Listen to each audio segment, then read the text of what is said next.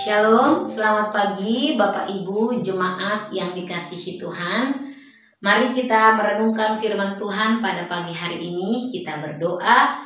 Tuhan Yesus yang baik, terima kasih untuk kesehatan, nafas hidup yang masih Tuhan percayakan kepada kami di pagi hari ini. Sebelum kami beraktivitas, kami mau merendahkan hati kami di hadapan Tuhan, merenungkan, dengarkan akan kebenaran firman-Mu. Tuhan Yesus tolong kami. Amin. Ya Bapak Ibu, firman Tuhan bagi kita pada pagi hari ini terambil dari kitab 2 Raja-Raja pasal 1 ayat yang pertama hingga ayatnya yang ke-12. Namun saya hanya akan membaca ayat 3 dan 4, demikian firman Tuhan. Tetapi berfirmanlah malaikat Tuhan kepada Elia orang Tisbe itu, "Bangunlah, berangkatlah menemui utusan-utusan Raja Samaria dan katakan kepada mereka, apakah tidak ada Allah di Israel, sehingga kamu ini pergi untuk meminta petunjuk kepada Baal Zebub, Allah di Ekron.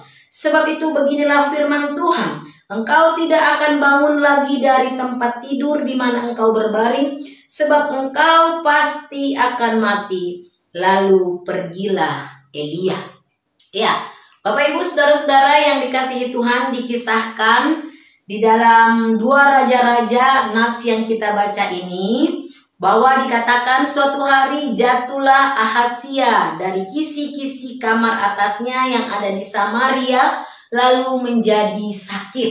Ya, jadi Raja Ahazia yang menggantikan Raja Ahab diceritakan terjatuh dan dia khawatir bahwa kondisinya tidak akan sembuh gitu ya, dan dia meminta petunjuk ya. Dia meminta petunjuk atau dia berkonsultasi melalui utusan-utusan yang dia utus ke sana ya. Dia meminta petunjuk kepada Baal Zebub dikatakan ya. Dan tentu juga mungkin ya Raja Ahazia ini berharap bahwa Baal Zebub ini akan menyembuhkan dirinya. Sungguh ironis ya Bapak Ibu, seorang Raja Israel ya tidak mencari Allah, tetapi dia mencari ilah lain untuk kesembuhan dirinya. Nah, di dalam hal ini Allah mengetahui akan perbuatan Ahazia ya, sehingga Allah menegur dirinya dan memberitahukan kepadanya ya. Firman Tuhan dengan begitu tegas, dengan begitu jelas ya, datang kepadanya, disampaikan kepada raja. Dikatakan di ayat 3 dan 4 yang tadi kita baca, pesan dari Allah bahwa dikatakan, apakah tidak ada Allah di Israel sehingga kamu meminta petunjuk kepada Baal Zebub, dikatakan. Dan ayat 4, engkau tidak akan bangun lagi, engkau pasti akan mati. Suatu teguran yang begitu keras firman Tuhan disampaikan.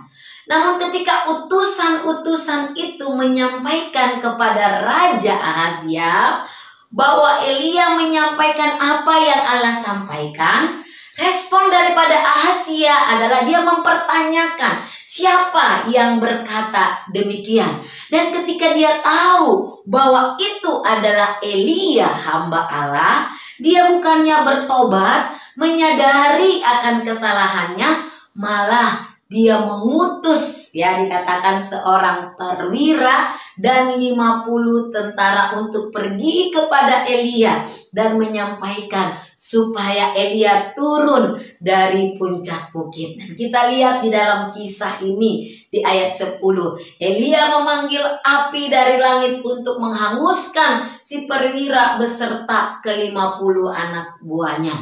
Dan tidak sampai di sana ya, Ahazia kembali mengirim pasukannya dan kisahnya pun berakhir sama ya, mereka semua mati ya.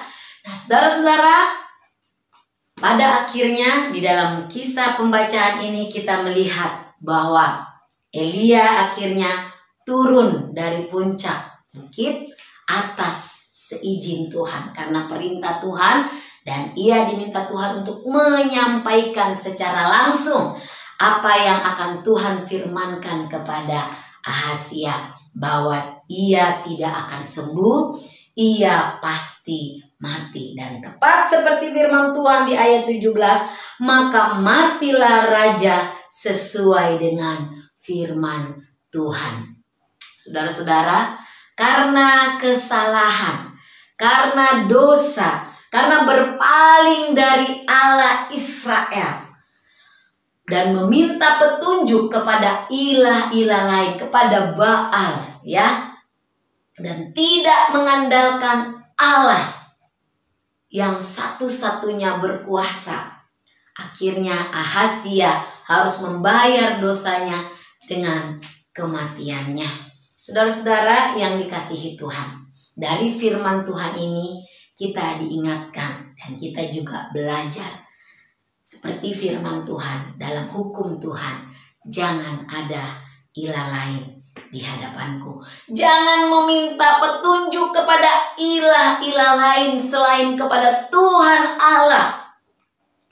Jangan mengandalkan kekuatan kita, jangan mengandalkan pemikiran kita, tetapi bersandar, berserahlah, meminta petunjuklah kepada Tuhan Allah yang mengasihi kehidupan kita. Jangan pernah meragukan kuasa Tuhan, ya. Biarlah kita belajar dari kebenaran firman Tuhan ini. Andalkan Tuhan sebagai satu-satunya penolong di dalam kehidupan kita, di dalam segala peristiwa kehidupan yang terjadi di dalam kehidupan kita. Jangan berpaling dari Tuhan, jangan pernah meragukan kuasa Tuhan, tapi mari dengan segala kerendahan hati kita datang kepada Tuhan, kita berserah kepada Tuhan.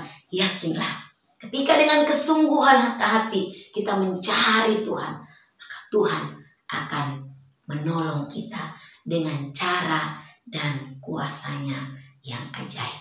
Kiranya firman Tuhan ini memberkati setiap kita. Kita berdoa. Terima kasih Tuhan Yesus untuk kebenaran firman-Mu di pagi hari ini yang kembali mengingatkan kami bahwa biarlah kami sebagai orang-orang percaya yang sudah ditebus dan diselamatkan, kami hanya mengandalkan Engkau sebagai satu-satunya penolong di dalam kehidupan kami. Kami tidak mau meragukan kuasa Tuhan, atau bahkan kami mencari pertolongan kepada ilah lain yang membuat Engkau ya Tuhan tidak suka, bahkan sedih ya Tuhan. Tetapi biarlah kami sungguh-sungguh hidup hanya mengandalkan Engkau di dalam kehidupan kami. Terima kasih Tuhan Yesus, terima kasih.